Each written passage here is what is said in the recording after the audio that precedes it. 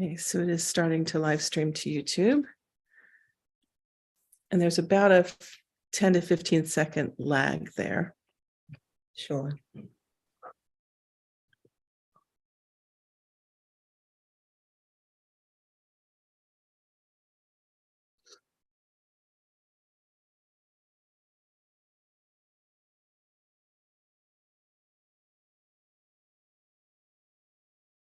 Okay, great. Right, we're ready to go. So I just want to welcome everybody. Thank you for joining us this afternoon. As we were chatting, I told Veda that she's joining us from the future because she's in New Zealand and it is Wednesday there, Tuesday here. And we're so honored to have her here. Veda is a water researcher, a public speaker, mother, artist, and author.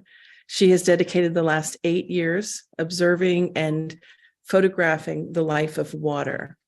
She believes that water is fluid intelligence, observing itself through every living organism on the planet and the universe. Her primary area of focus is photographing water in its state of creation, the space between liquid and ice.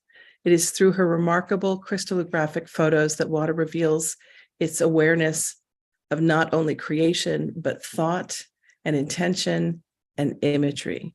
So Veda, thank you. Thank you so much for joining us. And I'm not sure what happened with my video there. Oh, sorry. There we are. Here we are. Oh, gosh. Well, thank you so much. And I'm so happy to be here. It's always a pleasure. I saw someone comment on the guitar, and my husband just recently bought it, and it's quite fun because we actually do quite a lot of work with music and water, so we can talk about that later. But it's always nice to hear my my bio read back to me, and I wrote it a little while ago, and it's been nearly 10 years of working in this field now, and where I'm actually putting a new book together, and the information that I know now, after just only 3 years of working in this field, has just exploded and expanded to such a degree that I look back at my old book, which is no longer in circulation because sadly my publisher went bankrupt, but I have a number of other offers now, and I'm putting it together in a much more complex way because I can. But just even looking 3 years ago, let alone 10 years ago, the amount that I've learned has just been exponential. And it seems like water, I mean, I don't want to be presumptuous, but water is teaching you, right? You're interacting in a way that it's responsive to you and answering your questions, which I think is just astounding and lovely. Yeah, it's an interesting one because people are so open to saying that now, but there's a lot of very, very conservative people, of which I understand, and we're all different types of people. Some people approach things very, very sort of sophisticated, in a very scientific way, shall we say, or that really like to see certain things present to say, okay, I know that this is real, whereas some people use their intuition to know if something feels real or not. It makes sense to their way of seeing the world. And then, of course, there is the art, and I think that's what's speaking volumes here. I always say that water is the element that can speak for itself, literally. But what I would have said 10 years ago is different than what I would have said, than what I say now. 10 years ago, when I really didn't know better, I would have suggested that water is reacting to our conscious expression. Now, I would say 100% that water is responding to not only conscious expression, but to its environment. And it is constantly in communication. And that the salts and minerals in water that naturally occur in spring water and rivers and streams and the ocean, of course, and also within the human body, I think play a really big role in the way in which water stores information and shares information. Because when I've used distilled water, which lacks the salts and minerals, although it has something called a signature pattern, which I want to talk about in a second, because I've discovered that water communicates in 3 ways. signature patterns, art, and hydroglyphs. And I think that's important. So other than its sort of signature patterns, the patterns that I see regularly in distilled water, I don't see distilled water kind of giving me complex artistic imagery or hydroglyphs so much. And I think that's very interesting because I actually think of distilled water as being more of an observer, and spring water, for example, being more of an active participant with the ability to observe, which is much more like what it is to be a human being. Amazing. I love that. I just love that framing, by the way. Could you just sort of go back for people who are unfamiliar with your work? How did this all start? Sure. Well, it's always nice to give a little bit of a visual as well. So after I've talked about how this began for me and who inspired me, then I'd like to also show you what I'm talking about, because until you see the pictures, you really can't grasp the depth of why I'm so enthusiastic. So 10 years ago, I was very curious about water because I had quite a profound healing experience from drinking a natural spring water from here in New Zealand after a very serious car accident that I had been in. And that's a whole nother story, which we can get into if you want to, but it literally is a half-hour topic. And if people want to hear about that, there is my podcast where I do talk a lot about it. But I think I'd love to dive into the work, like what we're doing and how it's arose and what it can tell people and share with people. So I was inspired by 3 people back then, many more now. The first person, most people have heard of him, his name is Masaru Emoto. So Masaru Emoto's work essentially was extremely visual and very contrasting. So he would inspire water by writing the word love or hate, or playing it heavy metal or classical music. So this is what I mean by the extremes, of which I had varied opinions about based off working with children, which I will talk about soon. But he would flash freeze the water and microscopically photograph the images that appeared in the ice. So he openly, this is why he wasn't embraced by the scientific community, he openly shares that he cherry-picked the photos that best displayed what he was trying to share with the world. So that doesn't take away from the significance or importance of what he did, but from the scientific community, they struggled to get on board with it. So what he did do was open the doorway for people to see themselves as sensitive bodies of water that were affected by their thoughts and their environment and all different other kinds of things. And I think what he really did was kind of suggest, look, we're made up of so much water. So we know that by volume, it varies between the 70 to 75% on an average of volume. But by molecular count, we are 99% water. That means that we have more water molecules in our bodies than stars in the Milky Way. And we literally see everything through the lens of water because our eye lens is 99% water.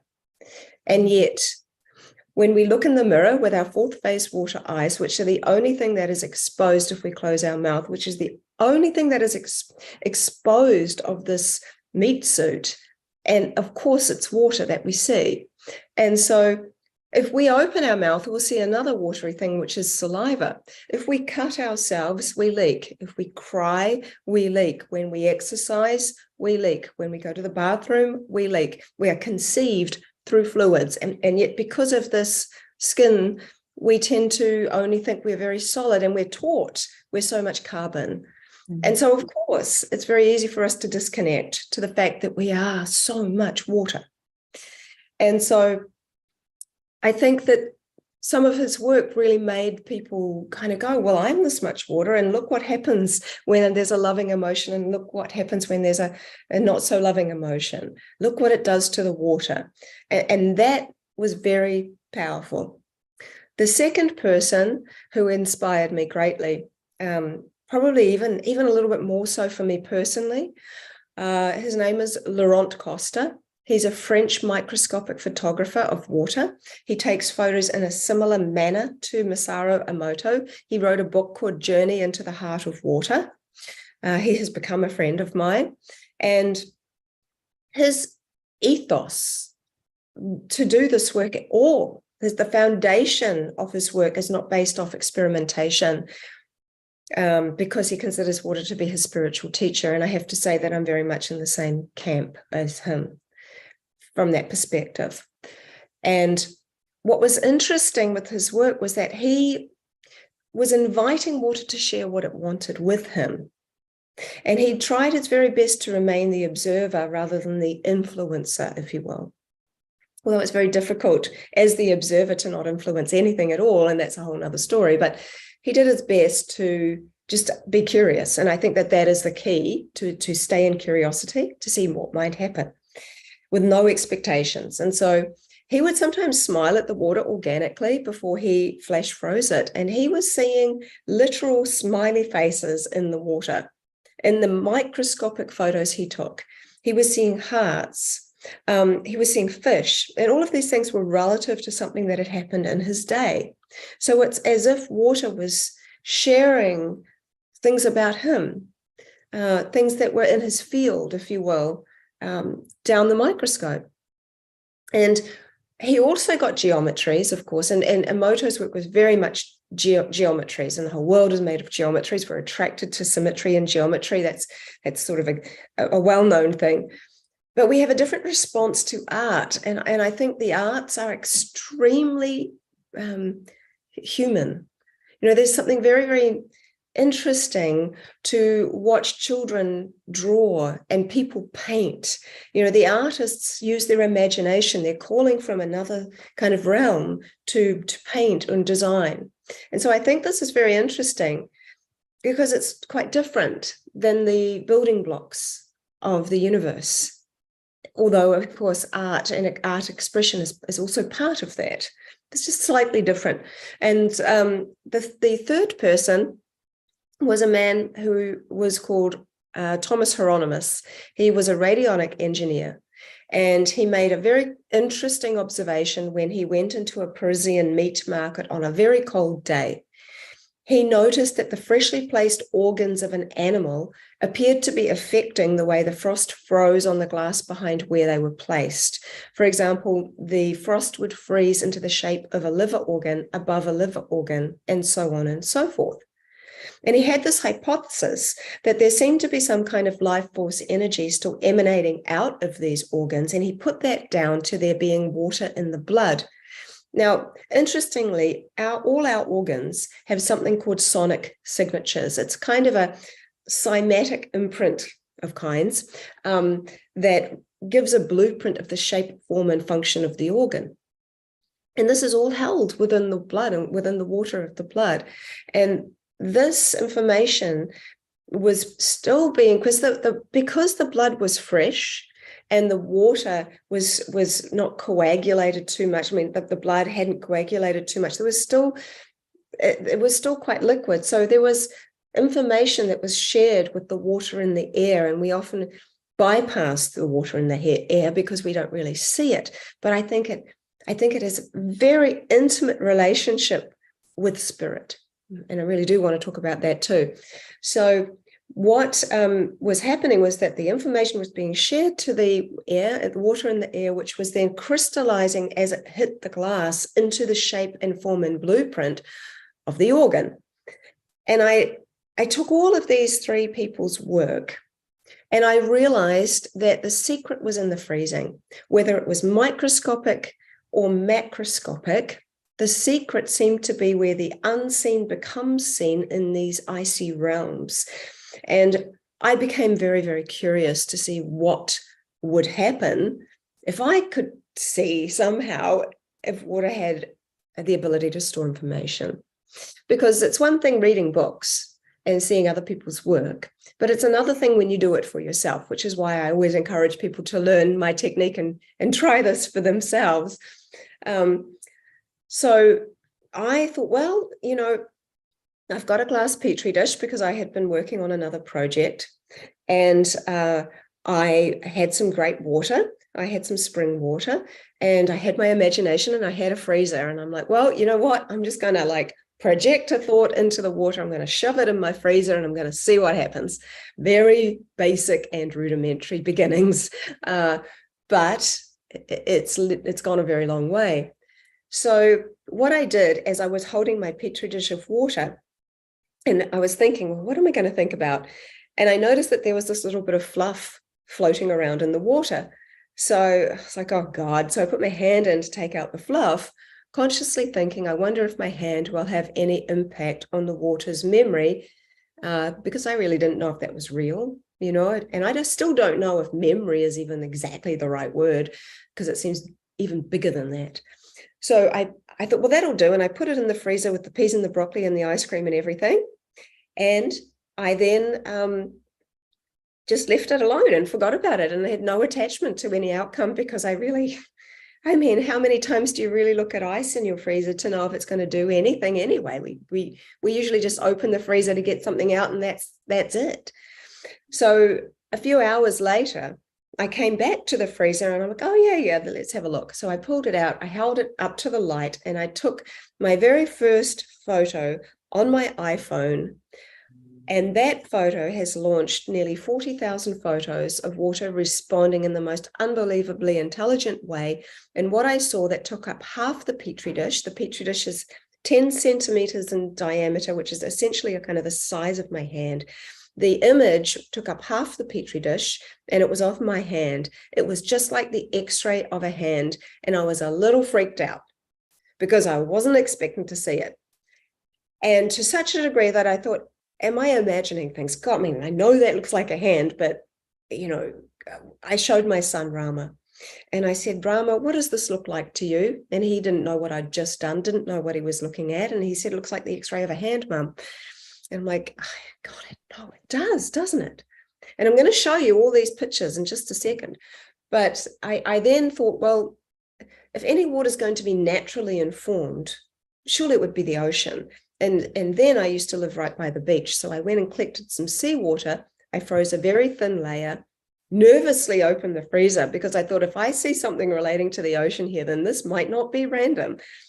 Pulled it out, took the photo, and there was this incredibly detailed fish with gills and fins and a perfectly round eye. And that really is when my freezer became my most used household appliance. And I began playing with water and inspiring it in many, many different ways. And a year later, I discovered my technique. And it changed things dramatically for me, because I am amazed, looking back at my work when I first began, when I froze water solid, that I got those kind of images, knowing what I know now about water and how it freezes. My technique now takes only about 5 minutes. And I started investigating the new science of water, because there really is one. And I was very curious about the fourth phase of water that Dr. Gerald Pollack talks about. Mm-hmm. There's a liquid, solid, gas, and then a type of gel or plasma.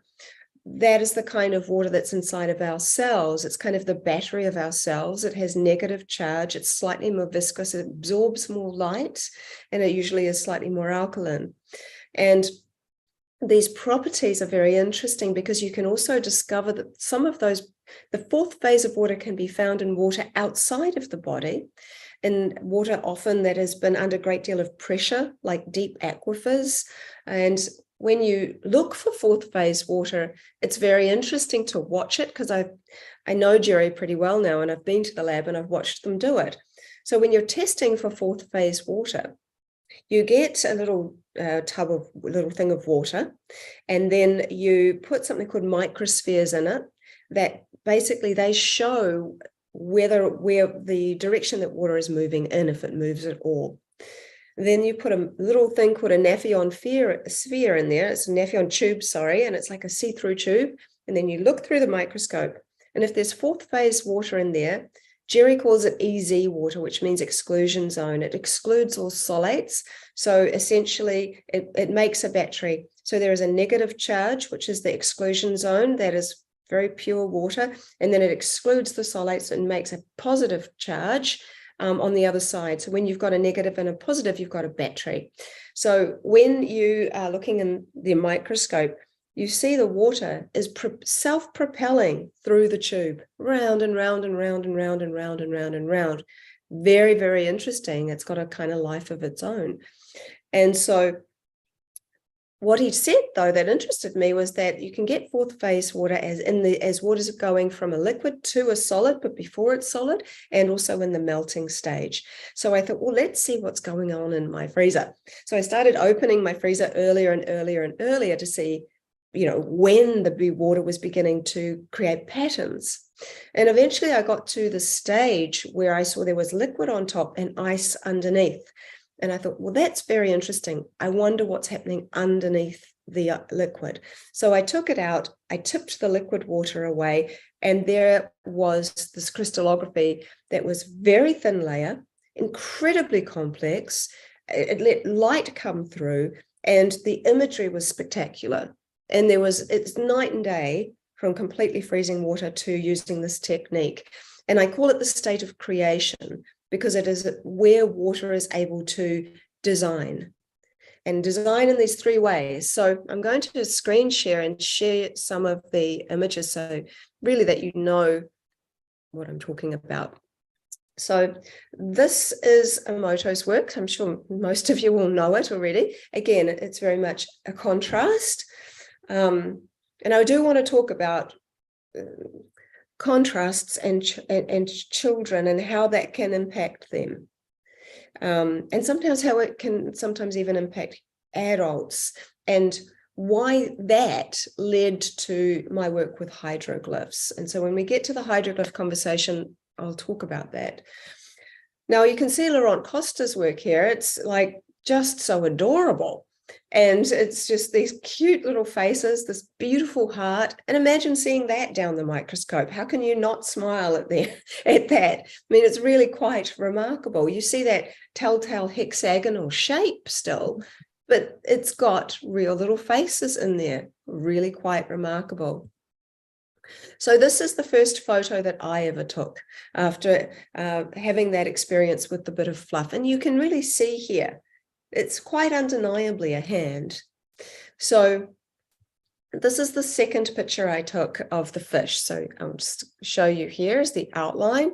There is the gill, the eye, the fins, the tail, and it's feathery like this because it's salt water and it's been completely frozen.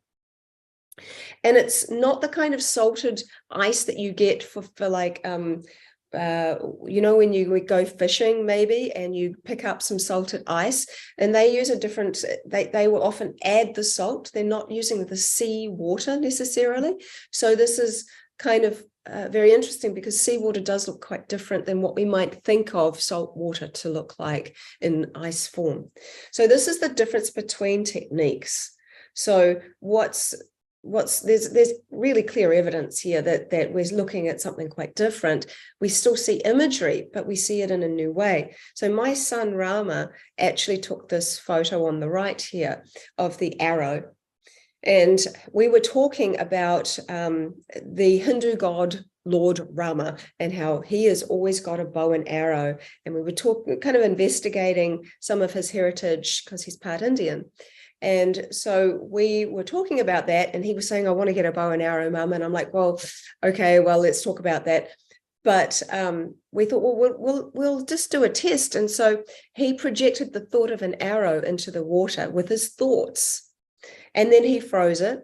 And then he used my technique and he took this photo. So actually, I didn't have anything to do with this photo, but it's a wonderful example of the difference between the two styles. So I wanted to see, can water recognize faces? And so I used my friend Wendy's photo, and I put my petri dish of water on top of her photo for 30 seconds, removed it, froze it using my technique. And you can see that it's clearly picked up on her features. And so someone had sent me a picture of Sadhguru and asked if I could show the picture of his face to the water. And you can see that water is clearly picked up here, the eye, the nose, the beard. And you can see how large this image is because this is the side of the Petri dish. This is where I overfroze the water. It's taken me a long time to get my technique perfectly. And different waters freeze at different temperatures, and different freezers have different temperature settings. So there's always a little bit of trial and error, but you can still see, regardless of the fact that it's slightly overfrozen, you can still see the beard and the mouth and the eyes and the hair that is formed from using this image. I've always been interested in classical studies and ancient Greek, Roman, and Egyptian history. So hence the picture of Jupiter or Zeus. And so there are other images of different faces, but I'm just giving you a little bit of an outline of the work. And what's quite nice here is this is just a little variety.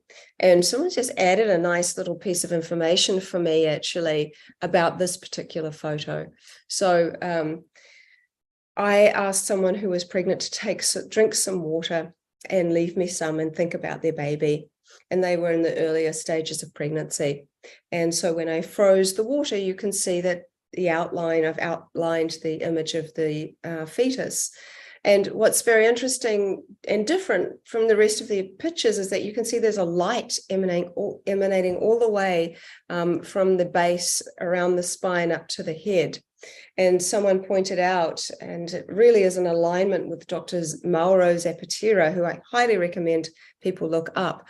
He is a Harvard doctor, talks and focuses entirely on the cerebrospinal fluid, and is actually saying that it is the portal to cosmic consciousness. And he's a remarkable man doing great things. And so someone actually said what we're seeing in the light is the spinal fluid in that image as well. So this is an interesting one. Each picture has a story. And so I was at a cafe and I was having a hot drink, and I noticed that there was a Schnauzer dog drinking from the bowl that they had left out of water for thirsty dogs. And my mind immediately went to, I wonder what that water would look like if I froze it. And so I plucked up the courage to ask the waitress if I could have a takeaway cup for the dog bowl water. And she looked at me like I was a complete nutter, but still smiled and let me do it. I said, look, I'm a crystallographer. I'll show you the photo and da-da-da-da-da. Anyway, it was worth it because when I poured it into the Petri dish, it came out like an etching. It's remarkable. And you'll notice that these are not photocopies of the pictures. Water is an artist. It is really showing that it absorbs the information. But I think what's important to understand is that water is showing us the energy of what it's absorbed. So it's showing us the energy of the child. It's showing us the energy of the animal. It's showing us the energy of things, as opposed to an outright photocopy, which actually nature doesn't do. You know, nature's not into photocopying anything. Everything has just that tiny little bit of something different. Even if that is on a more subtle level, even with twins, identical twins have different personalities. They are not identical in personality. So there's many, many little things that can be different. So it does not surprise me at all that water does it this way. For this one in the middle, my daughter is very interested in birds and animals, and we got a book out from the library with really beautiful pictures of birds. And this is a photo of an owl, a close-up of the owl's face. So we got a piece of cardboard and we put the piece of cardboard down the middle of the owl's face, and we put the Petri dish of water on top of the piece of cardboard over where his eye would have been. So he wasn't there was a separation between the actual picture and the water, and yet still water designed the other eye as if it had, quote unquote, seen it, which I think is quite remarkable. Where are we? let's go back here. So, and here are just some more examples. What's curious about this one is that you can see I put my thumb in as the inspiring influence and took it out and froze the water, but you'll notice there's a chip on the nail in the picture.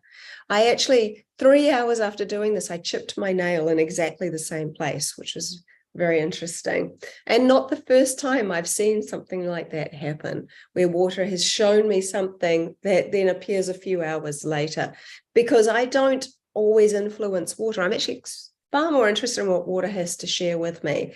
I no longer need or feel any, desire even for water to show me that it sees what I see. I feel very much more interested to know what water sees, what it wants to share with me. This one here is interesting. I was chopping onions and started crying, and they are chemical tears as opposed to emotional tears. And so I scooped some of the tears up into my petri dish of water, because I always have one. There's one right over there. There's always one on my bench just in case. And so I froze that, and it formed into the shape of my iris. Interestingly, on some of my masterclasses, I also share what emotional tears look like, and they look quite different than chemical tears.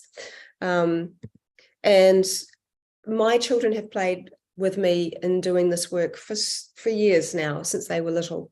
And in this one up here, the Batman one, because some of them you might go, why is she even doing that? But often it's because the children have got involved.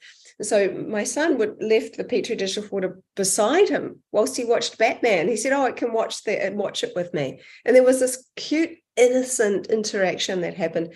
And so water designed Batman for him. And it's so interesting when you kind of start to really go through this work, where you see this impression, which is just so unique and beautiful. And again, just here's a few more. And literally there are just thousands and thousands, and we can go on and on. But there is something, I think, this was an interesting one that not too many people have seen. I do a lot of work in the freezer, but I thought, well, what about the opposite? What if I boil water? I wonder if there's any imagery in boiling water. And that seems crazy, right? Because it's just all bubbling and boiling, and it seems so chaotic.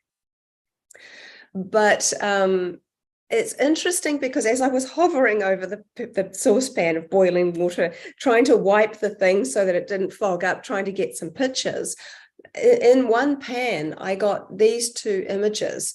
And what was interesting, I used to be a dancer, and on the day I was wearing a long dress similar to what I'm wearing now. And I also had some pain in my neck, and I was going to see an osteopath about it. And you can see, there's the spine here, and the skull, and even the teeth. And here's the dress and the arms and the face. And so these are just to give you some examples of kind of what I'm seeing. And people could say lots of things about, well, maybe you're just imagining that you're seeing them, or you want to see them, and there they are. And that's very understandable, I believe.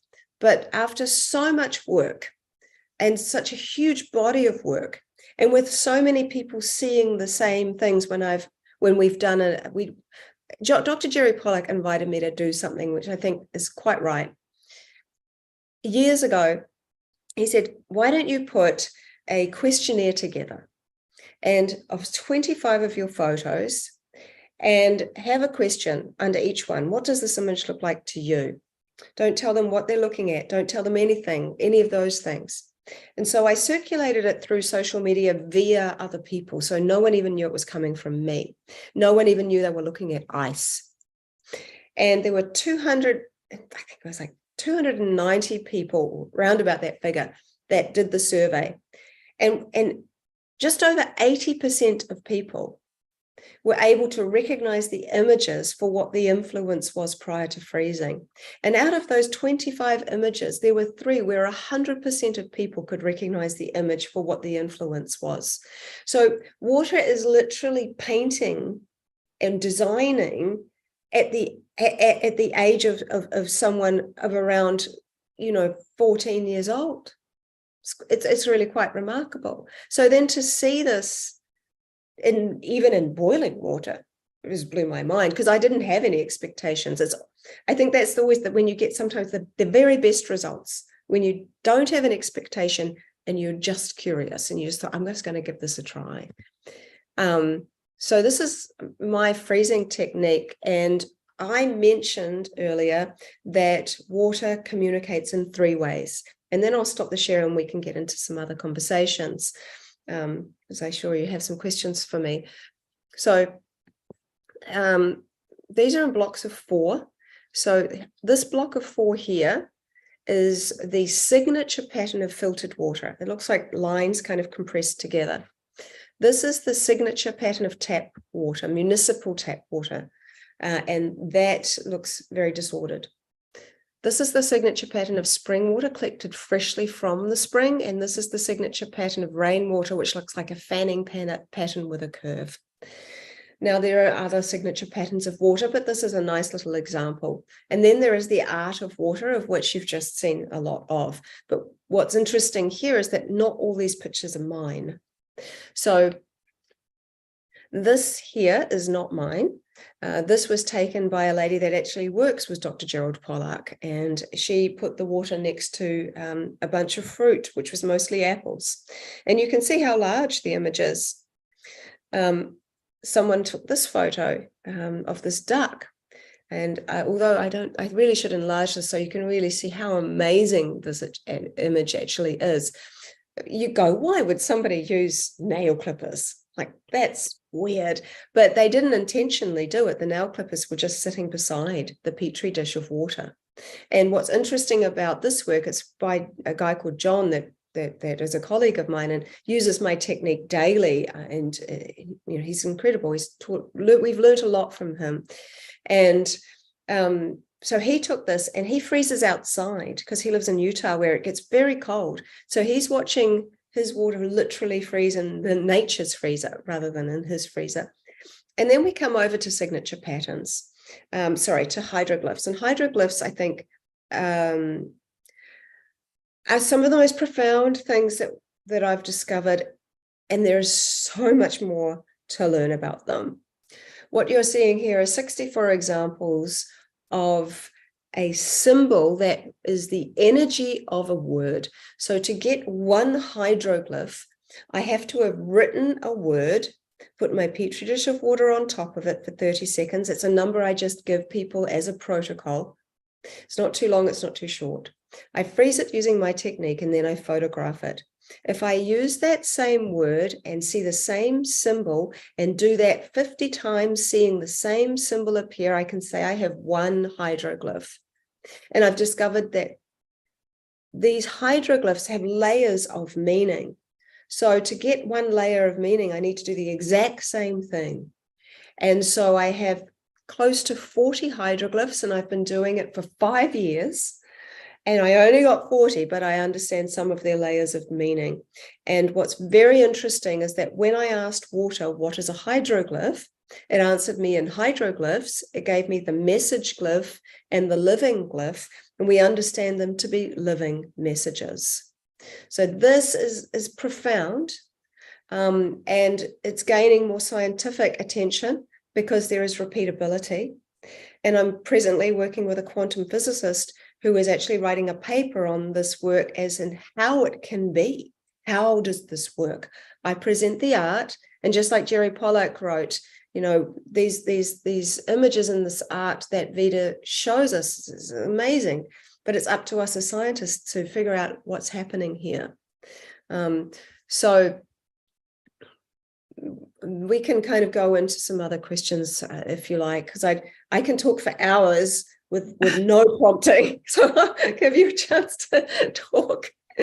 So I have 2 questions that people have asked, but I have so many. So Heather wants to know, for beginners, do you recommend trying to imprint visual, auditory, or emotional or feeling stimuli for like people who are just starting to do this?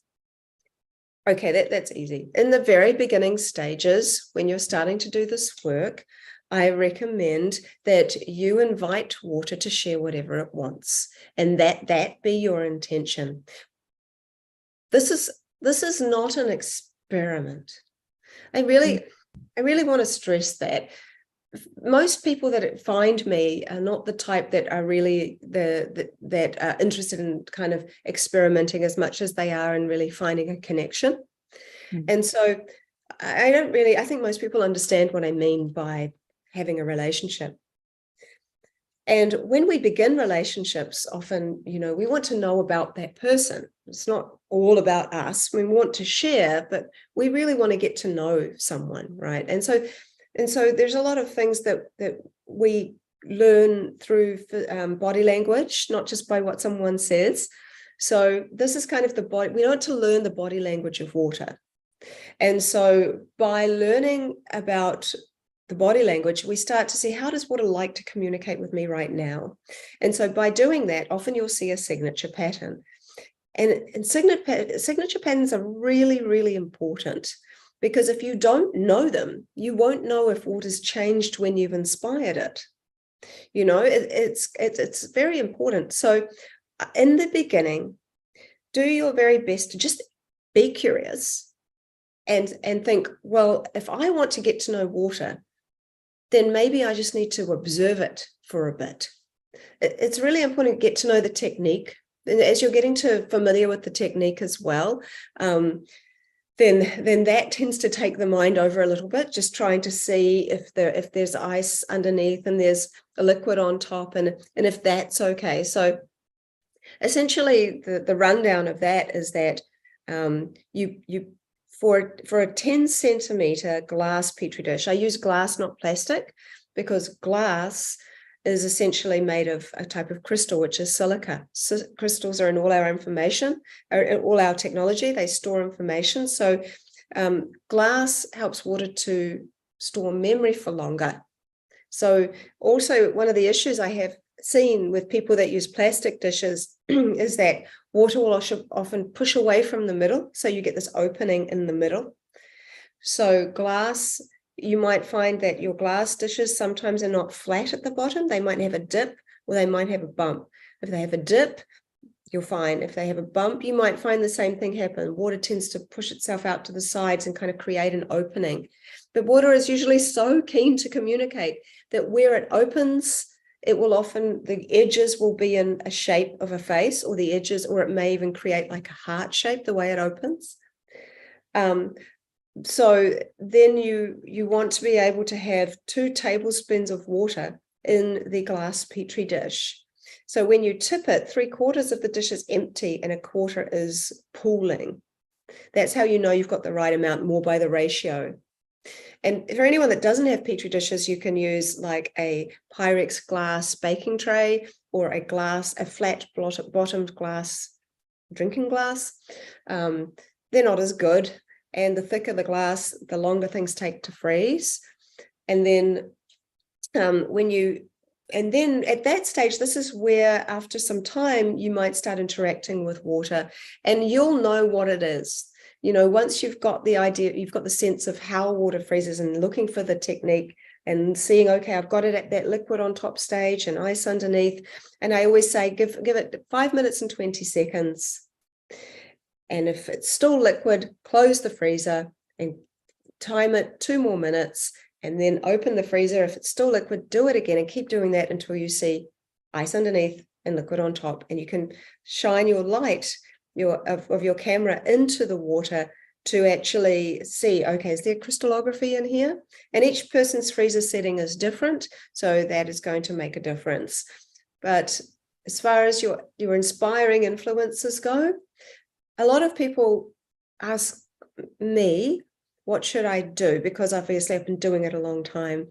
I can only give suggestions, because ultimately this becomes your own personal relationship with the life force energy that is water. So I always think we have a well of information inside of us that we can pull from, and that is intuition, and we will know how best to start working in these fields. It will just come into your mind as an inspired thought. So that goes to the next question, which I think you alluded to. Going back to the owl picture, the eye of the owl. Ralph wants to know, with the was created. It was a mirror image that was created, right? Is this suggesting that water intuits the holographic nature of things Mm. and That's a reflects that back? It's a great question. And I want to talk about this work by a man by the name of Gennady Krokalev. It's very relative to the question. This man was a scientist and a psychiatrist, and he was working with patients who were hallucinating.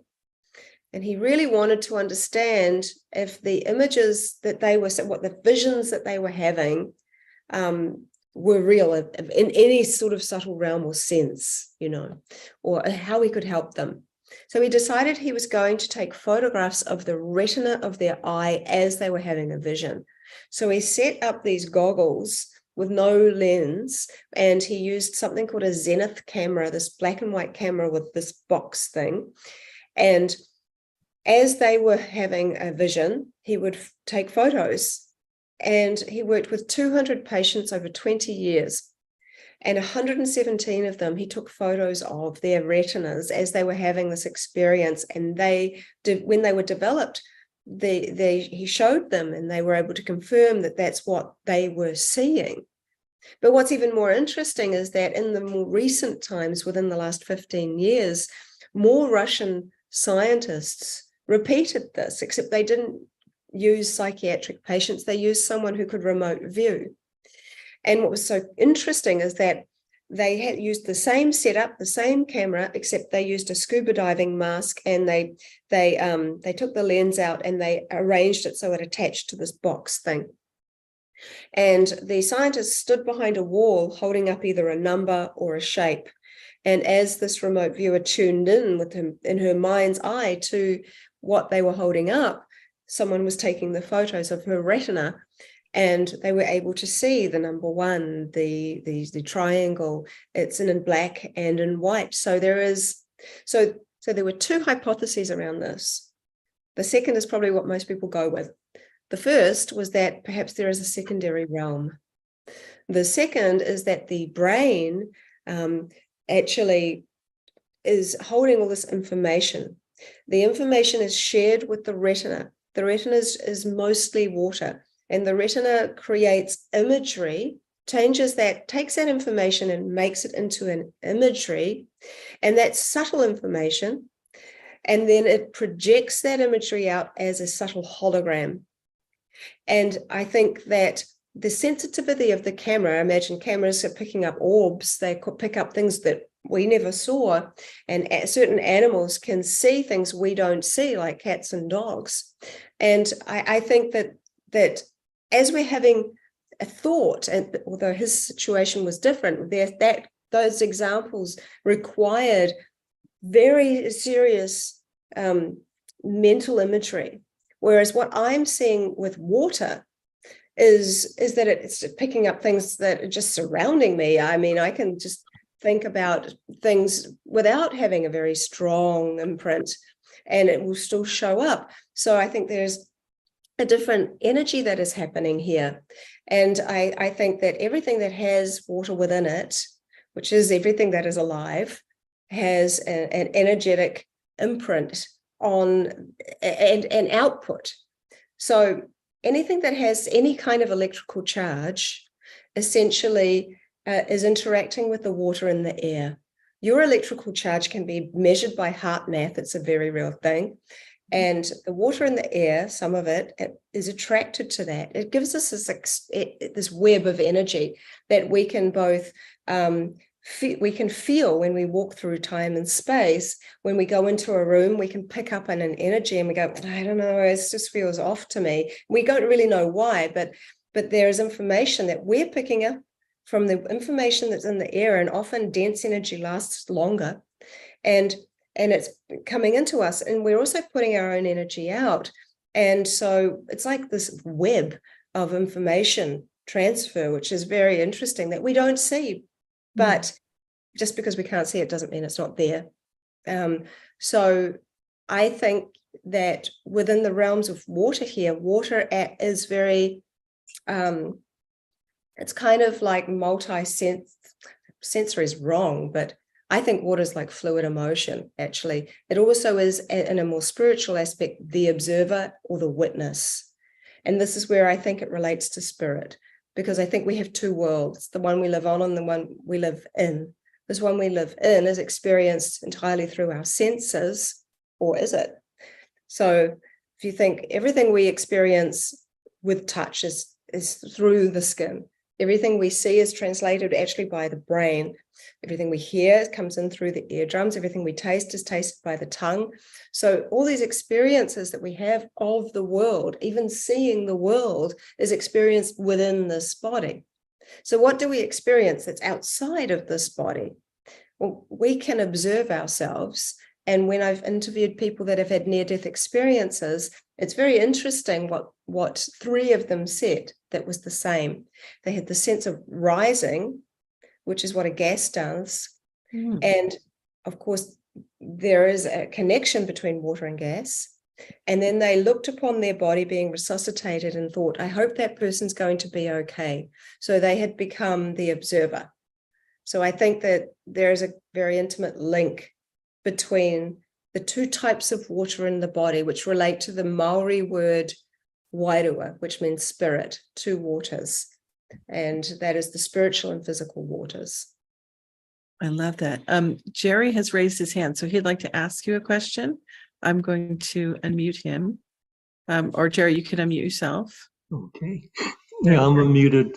Thank you for such a wonderful talk. It's really amazing stuff that you're doing, and I'm glad you're doing it. I'm a water researcher also, but a slightly different type. And I thought I'd relate what I'm doing, and that might have a possible experiment for you. I play with water, and for example, I found that I can bless water, and that'll give it an energy of harmony that you can measure using what's called a BG3 pendulum. And that blessing can have a lot of energy or a little bit, depending upon what you do. Put your hand around a cup of water for 1 minute. Tap water will go from a level of BG3 from 200 to about 1,200, which is like spring water. If you make a statement and you hold your hand around the water and make a dramatic statement of saying, instead of just holding your hand and thinking blessing, say, I am blessing the water. The water BG3 level will go from 200 to about 1 million, a huge amount. So one thought of a possible experiment is just do that. You can say and be who you are, being your divine self. And you can say some affirmations, by the way, to get there. You can say, I am rethink I am. And that sort of puts you into the role of who you really are, because now you're rethinking about who you really, really are versus Austin. And when you do that and say, I am blessing the water, see what picture comes out of that, and see what picture comes out of just putting your hand around water, which will probably make the water a little bit more like your spring water with the lines on it, the structure. But I just thought I'd make that comment because what you're doing is amazing. I love it. So thank you. Oh, thank you so much. And I've done a great deal in relation to this topic that you talked about. So it's one of the gifts that tap water has given me. And a lot of people give tap water a bad rap, but I found it to be extremely responsive to consciousness. And I think it's important that we understand the deeper levels of what we're looking at in this crystallography.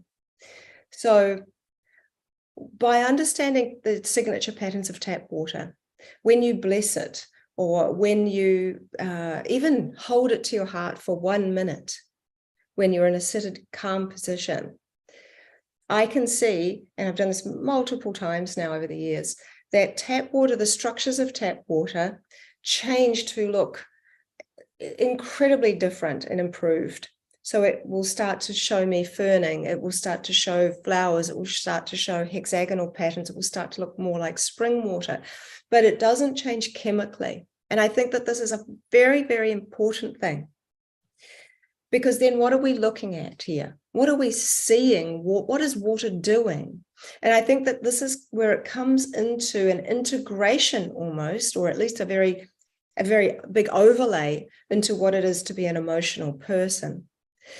For example, I tend to think of tap water like a sick person.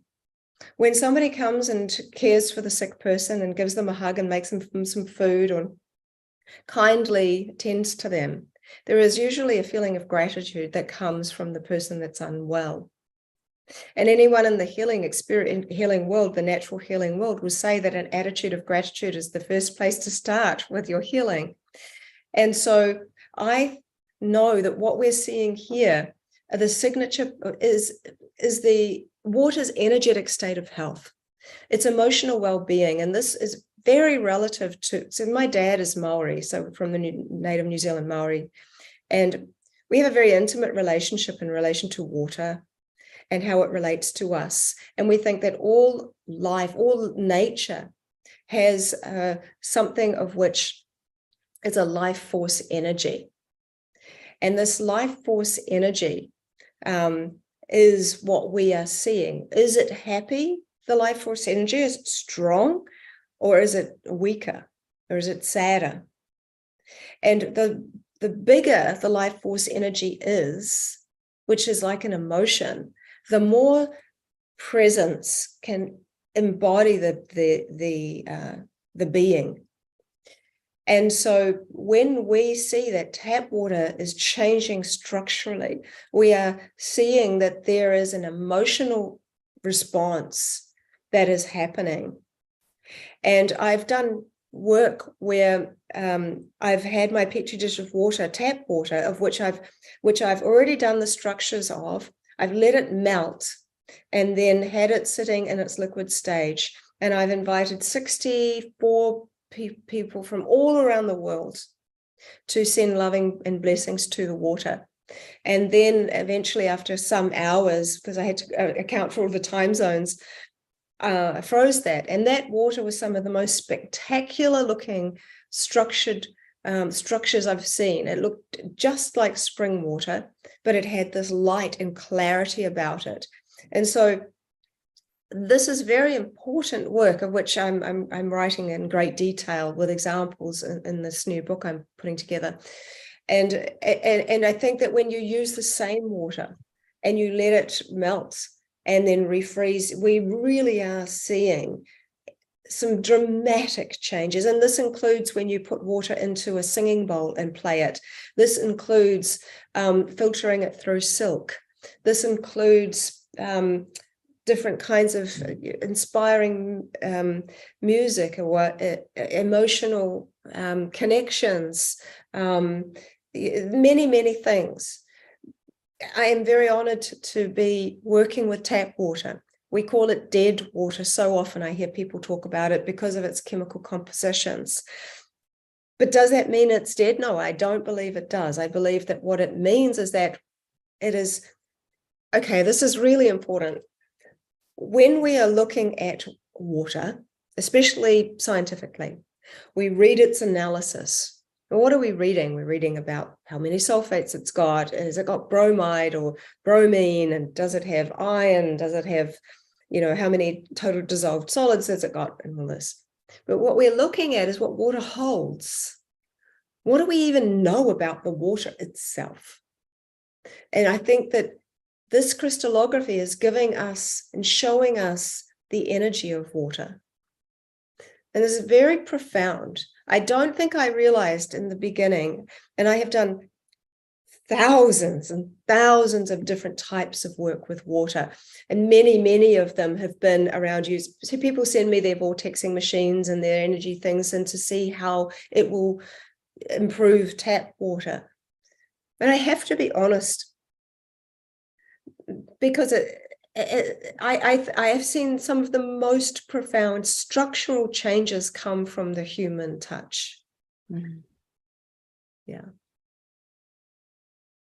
I love that so much. We had a conversation a couple days ago about technology versus human kind of our natural senses, our natural abilities. Now, along those lines, Derek wants to know if you've experimented with charging water with terahertz frequency. Yeah, a friend is just has a device that is actually going to be sent to me, so I'm going to be doing that soon. I have done some with different devices like the Healy and different things like that. People send me stuff all the time. So often I do the work privately for them, so I need their permission to also share information. So most people are fine with it though, but I haven't done that yet, but I will be. One of the things I love about this technique, looking at your social media, is that this is repeatable. And people can do this in their own homes. I bought a set of Petri dishes. I can't wait to do this myself. And the images that show up on your Facebook page were just people said, hey, this is what happened. It's amazing. It's like crowdsourcing a conversation with water. I just love that. And people are so clever. And this is the joy of seeing my work spread, finally. And it takes some time for people to even know who you are or what you're doing. I've been banging away in my freezer for like the last, 10 years and only in the last 3 years really, that I've even started to share my work. But it's kind of exploded in the last year, that especially since teaching people and people can just get the technique from my website. But that's the joy of, and because people are so clever, we get to learn a lot from them. So it's not just about like replicating the work I do. We've actually got to understand that we can, because I have a private Facebook group for people actively using my technique. Once you have and know my technique, when to become part of the group, you need to say that you have my technique, because it's only really for us. But there's loads of people on there and they're sharing. It's like a giant study to say that, okay, this isn't random, other people are doing this too. And it's interesting because the more people who share, you get familiar with the look of their work. So water has its own look and design relative to the person. So my work has a certain look about it. And you can go, people can kind of recognize my work. Whereas John, who works outside in the outdoor freezer, water responds to him in a really different way. And Rachel, who's been doing it for coming up to 7 or 8 months now, daily, you can recognize her imagery. And people, not only does water have signature patterns, but water can design a person's signature pattern. You get to understand your own signature pattern. You see that changes when you have a giant change of perspective. It's quite interesting. So I always encourage people to do it their way. I used to teach art too, because I was a professional oil painter for many, many years, and until I launched into the area of research and crystallography. And so I see the world from a very interesting and artistic perspective. But when I would occasionally fill in for teachers at schools to teach little children art, well, not so little, around the 10 to 12 age. And sometimes they start to study about art history, and often art people teaching art will say, let's learn how that person designed this and how that person painted this. Let's try and recreate how Picasso did this and that and the other, to get into the kind of, I guess, the mind of the artist, if you will. But little kids and a lot of children, and they want to do it their own way. And whenever I'd come in, I'm like, okay, I know you can learn all year about these other artists, but I want to know about your art. I want to know what your style is. I want to see how you create. Show me something new. Show me something that represents you. I think it's important to know also that with the hydroglyphs, I'm saying I'm using words, right? But water doesn't absorb, it doesn't read words, but it absorbs the energy of words. And it crystallizes into the energy of a word. And that is important to really let that sink in. For example, my glasses here are my glasses. Nobody's particularly excited about that, right? We've seen glasses before. Okay, but like I said, this is the energy of my glasses. For me, the energy of my glasses comes with sight. It comes with, I often think I'm probably going to do this today because I've talked about it so many times. I'd like to use them and then put a little thin layer of water into my glasses, put my glasses in the freezer and see what water shows me. I'm planning on doing that in the next day or two. It's just whatever kind of comes into your mind. This is the beautiful part. We can get so creative. And I also think it's wonderful because it's really showing us about energy and how important that really is. Because when I go into schools and I sometimes teach this work in a mix of art and science, water science. Certainly I used to before the last 3 years happened. And I'm teaching around the ages of 10 and 12. And I'll say, if your skin was invisible and your organs were see-through, what would you look like? And how would you recognize your parents? And so the children will always come back with, they'd look like streams and waterfalls and rivers and tributaries. One boy said he looked like a brain-shaped cloud with electrical rain shining down in the shape of a person. I'm like, God damn, like, where are you from? And so one girl said, oh, well, of course I'd recognize my mummy because she feels like my mum. And I think we all have that sense, no one can, you can have someone that looks exactly the same, like a twin, and they feel different. So this is like our energy is very, very vital. It is our vitality. And so what water is showing us is the crystallization of energies. And so I think that this is important, especially for people that have been working in the field of energy as energy healing for long periods of time. We understand the power of the spoken word because I've done tests where I've used saliva and I spat into the dish and I've frozen it, and saliva forms in bubbles that kind of harden and become quite silvery. And I've seen imagery etched onto the bubbles relative to the last word I spoke. And if we think about that, that really kind of goes into this idea of why we would pray or we would bless our food or our water before we drink it. And often we're looking for water. How is it going to help me? Well, I will tell you, there is no pill, there is no water, there is no food, there is no medicine that heals you. You heal you. And I think that this is important. It's always you that's healing you, that's taking information and then reordering it to give you a healthy state of being. And so I think a lot of what we're learning about water is really a learning about our own potential. And for those poor people that get such a hard time, where I've seen it, like even dowsing, they get, that's just old-fashioned bollocks. Well, it's really not. How do you think people found water all those years ago? Dowsing is still used to find water. Absolutely. People that use energy healing, well, that person's feeling better. Just because we can't see the energy doesn't mean it's not there or that it's working. And using this technique, just showing how sensitive the tap water is to energy healing, like Reiki, for example, we see dramatic structural changes.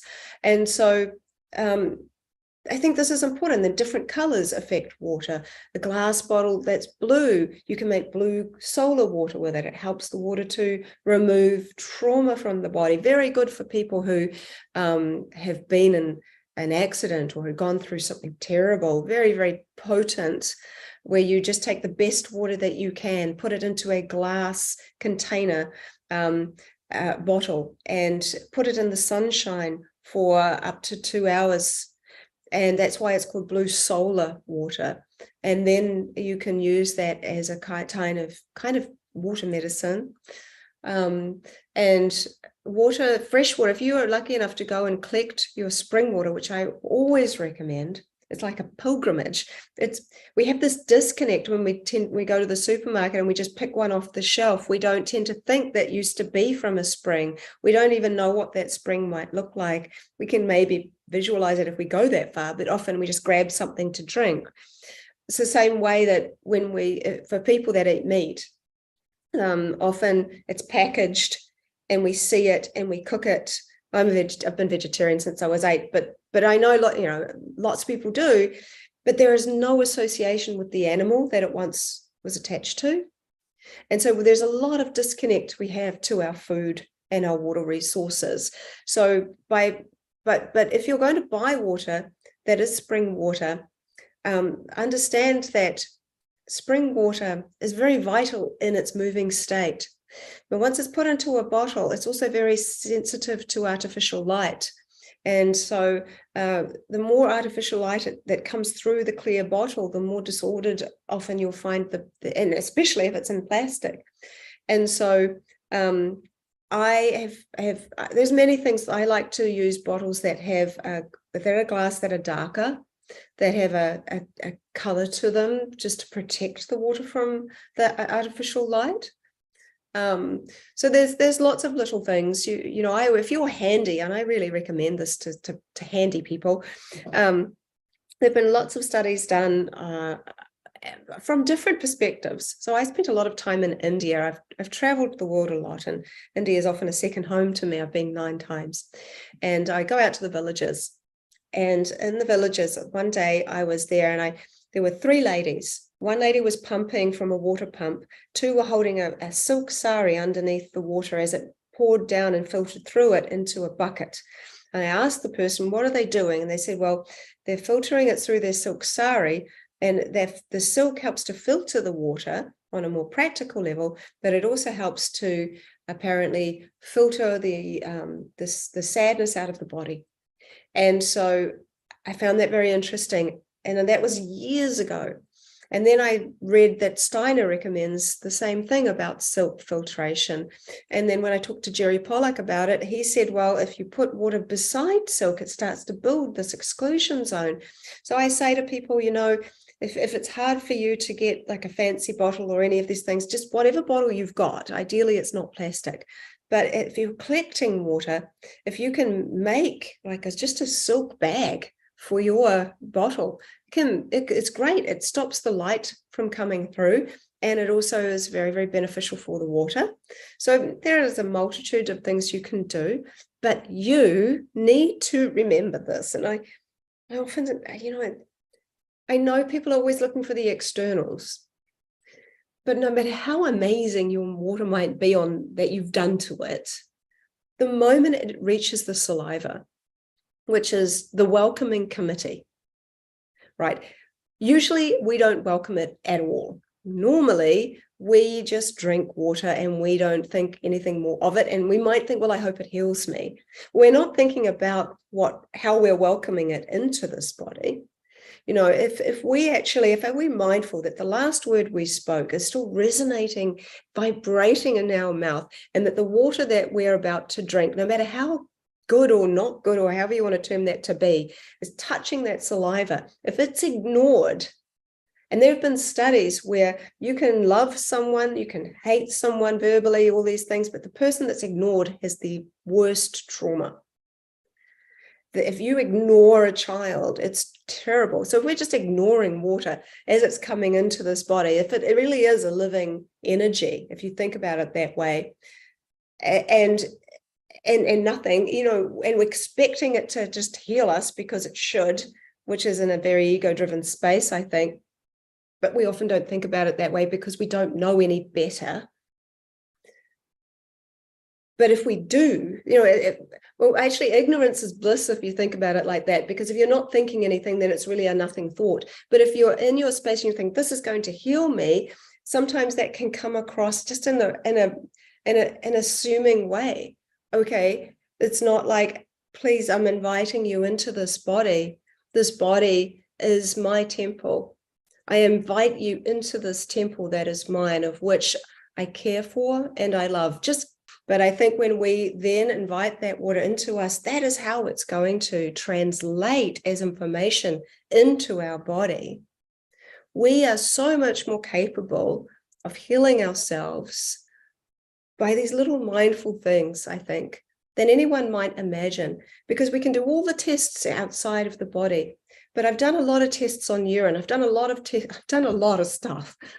I'm so prolific, but I've done so much stuff with bodily fluids as well. And urine is a great one because it's been through the water temple.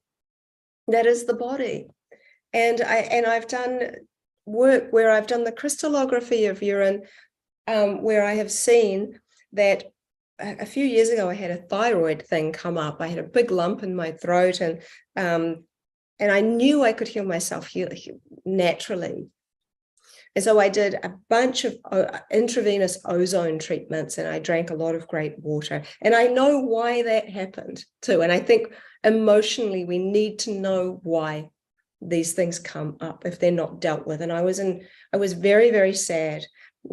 My husband and I had got married, and 2 days later, I mean, his visa was denied to come back to New Zealand. It was the height of COVID. 2 days after we got married, I had to come back to New Zealand and be without him for 7 months. He couldn't get into my country because they weren't allowing any foreigners into the country. We were separated. He was in Iraq. He was getting bombed. It was awful. And so I'm not surprised that this all happened. And because it's throat, right? And I know my body can heal. 3 doctors told me I would never be able to have children after going under a 7-ton truck rolling twice. And the car started to spark. The driver was decapitated. It was one of the worst accidents in New Zealand where someone lived and the seatbelt crushed my internal organs. I had 3 children for every doctor that told me that I couldn't. We can't let people tell us our body can and can't do. It can do amazing things. We have all the elements of water, the stages of water within us, and so and on a subtle way, in subtle ways. So those blocks that some emotional blocks that people have sometimes, they are like ice. Right. And we only need to heat them up, warm them up. And we can do it right now. If we have something, where is that pain in our body? If we feel it like ice, we touch it. We feel that heating up. You literally feel it sort of this melting, right? And when I used to have a wellness center, I would do this with people and for people. And when they went to the bathroom afterwards, they said it was like they drank 27 glasses of water all at once. It was all just coming out. And I think that's a wonderful thing about us. The water can come in and it can come out. And after doing the urine tests before ozone and after ozone, they were so dramatically different. I've seen tracked my cycle even when the beginning stages of the cycle, the mid-cycle and the end of the cycle, you can see these patterns repeating month to month using urine. There's lots we can do. You can use this technique by and test the quality of coffee.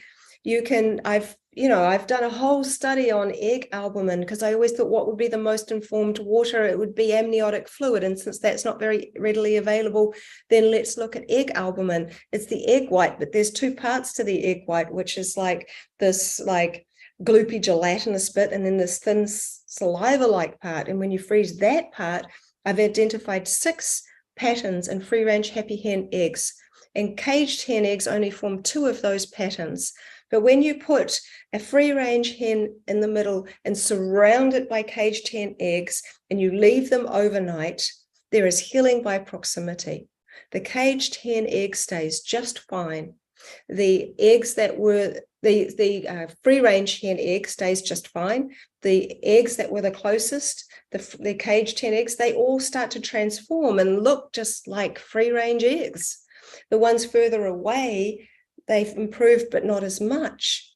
So this is suggesting, and I've repeated that, and you can look at all these studies on Instagram and Facebook, but essentially what we're seeing, if you translate that into people, if you heal yourself, you heal others. That is just astounding. This is such a rich field of inquiry. And I love how you are bringing back this. I heard in another interview, you talked about how, back in our history, when we referred to water as the waters, yeah, right? There was a relationship right? Implied and felt. And then when we started seeing water as resource, there was that separation, right? You talk about water as source. It's who we are. And that is just so lovely. And this beautiful reframing that I think we are past ready for, that our culture needs so desperately. Well, I love you brought that up, because I think it's nice to, because we reduce it down to even H2O, but then I look at that, the two hydrogens are feminine, the mode of levity. The large oxygen is masculine in the mode of gravity. Together, they create liquid water on Earth. There is this beautiful harmony between them.